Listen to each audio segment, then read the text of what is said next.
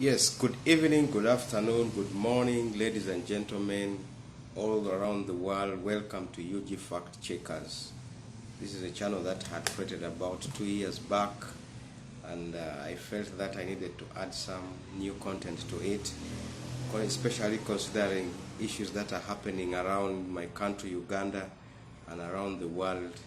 Yeah, I felt that I needed to give my voice. It's been a while since I last discussed topics, religious topics, political, cultural, things that are affecting our communities generally.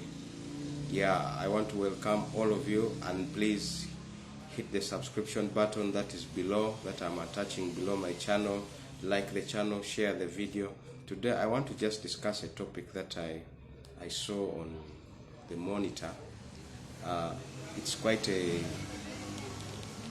very unique topic on the monitor. It's about a US freeze that it's about on the monitor. I think on the 11th of December it says that US freeze arms dealer with links to Uganda. When I read this article, I felt really that some of us need to rise up. People really need to rise up, and we need to have discussions about things that are happening within our country, because this story that does not give it gives a very bad picture about our nation, Uganda. And I felt that I needed to share this. It's a story written by kafeero. This gentleman, he talks about an arms dealer who was arrested in US. He's called Viktor Bout. This guy was a Russian. This guy is gangster, guys. Really gangster.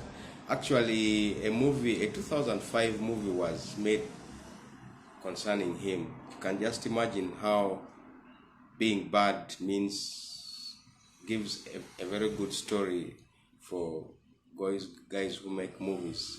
So he says that this guy has been termed as the merchant of death, because basically he sells arms to all countries within the region, and is the one who has been said to perpetrate all the atrocities that are happening within the Great Lakes region. Let's just go through this story. I want us to share, to go through it, and maybe for those who do not have a perspective about this guy was arrested, I think, in 2010 in USA. He was given 25 years jail sentence, but I think he has only served 12 years, as it's indicated here, that he was released after 12 years of a 25-year prison term. And at the height of his business, Mr. Bout sold weapons to Uganda and secretly moved them to conflict zones via Entebbe International Airport. You can imagine Entebbe is being used as a conduit for arms dealers, and even, of course, I'm very sure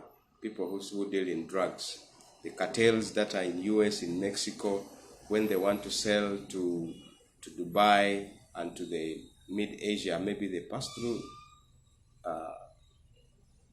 Entebbe International Airport. Who knows? It says that a renowned arms dealer at the center of a prison swap effected on Thursday involving US basketball player Brittney Griner has opened all wounds that around the world over, including Uganda.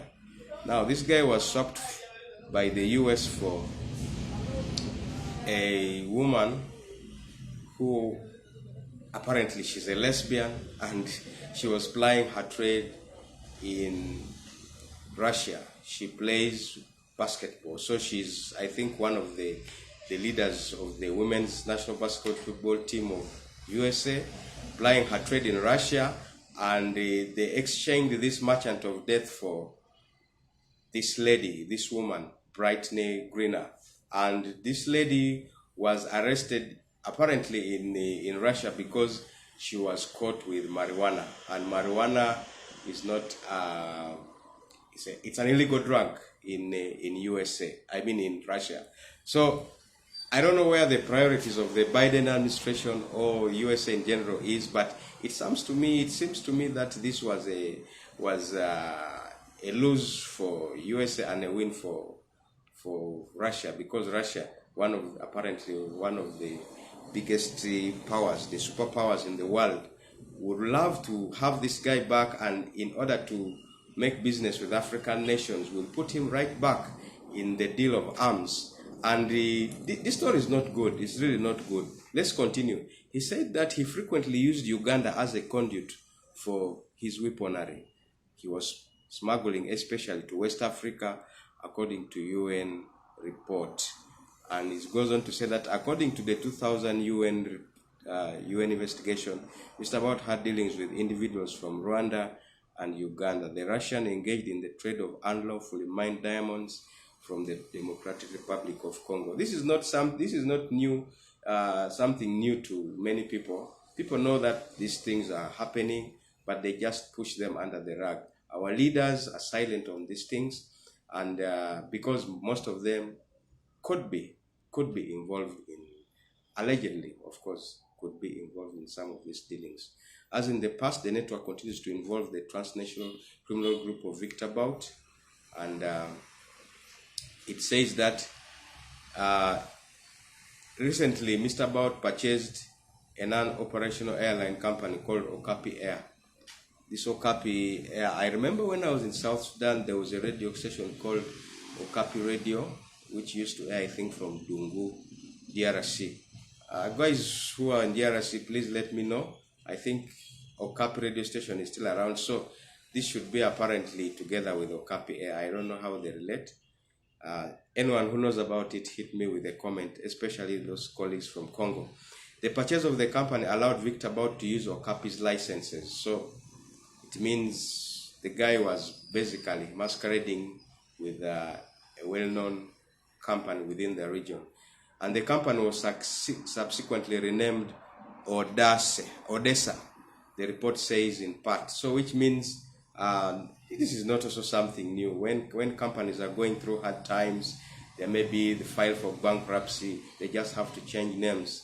And it's like that the business continues. The ownership is the same, but the business name changes. It further adds that the panel is in possession of a list of outbound flights from 1998 to the beginning of 2002 from Entebbe International Airport, which confirms the operational activities of Mr. Bout's aircraft from Ugandan territory. Now, currently, Mr. Bout's aircrafts share the flight times and destination slots with Planet Air, which is owned by the wife of Lieutenant General, now General Salim Saleh.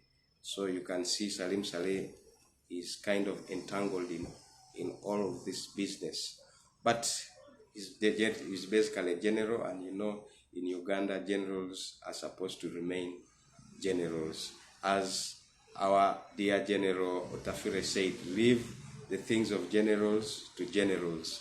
Yeah, but I just wanted to show you this report, what this news, many people do not know about it, what our leaders and some of our leaders are into, some of the people in the government, some of the people in the, I could say in the elderly, the counseling and basically the leaders in our country, what they're up to.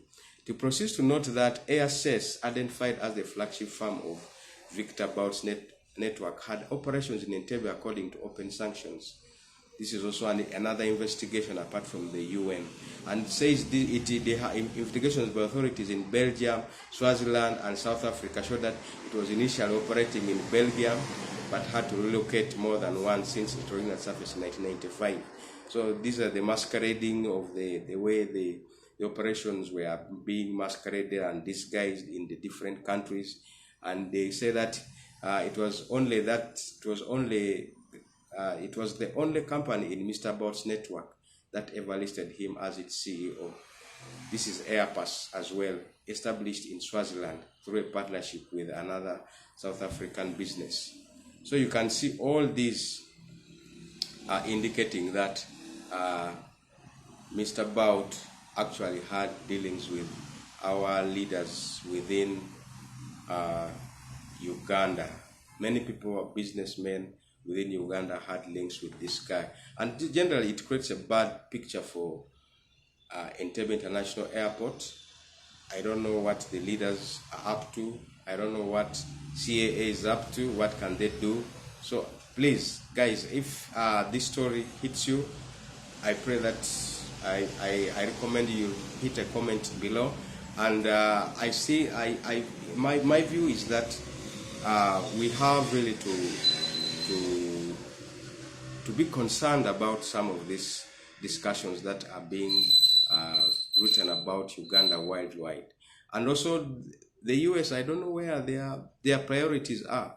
How can you exchange a merchant of death for a lesbian who at the same time is supposed to face the consequences for his decision by taking in marijuana? Apparently he was arrested in an airport. How can you go with drugs in an airport and then you have yourself arrested?